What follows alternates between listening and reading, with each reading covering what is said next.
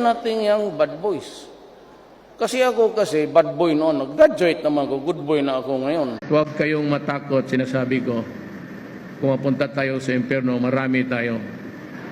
At marami. Alam mo si Dilima maganda Mr. Duterte,